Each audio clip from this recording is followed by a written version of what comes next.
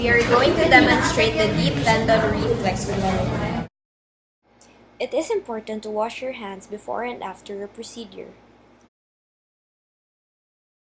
And during the reflexes, it is important to know the position of the patient, and it is also important to know the level of what you're testing.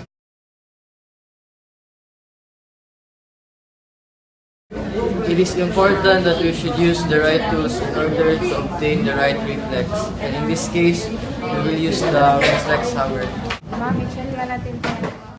For the brachioradialis reflex, strike only about 1 to 2 inches above the wrist and watch for the flexion and supination of the forearm. This is a C5-6 reflex. Now let's proceed to the biceps To reflex. test the biceps reflex, put your hand on the biceps tendon and strike your thumb to see the reflex.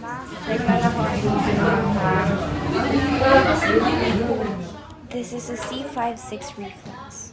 Now let's proceed to the triceps reflex. If the patient is relaxed, put her arms on top of the lap and strike the tricep. This is a C7-8 reflex. Another way of testing this reflex is Lift the arm of the patient and make sure it is loose and strike the triceps.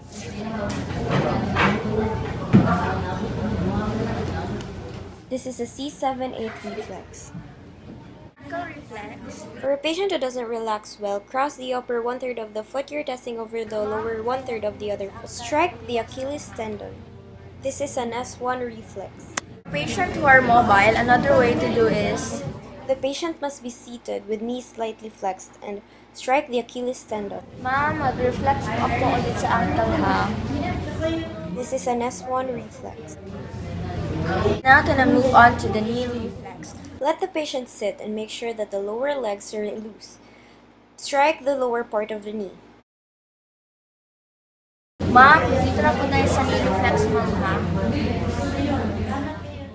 This is an L2-3-4 reflex.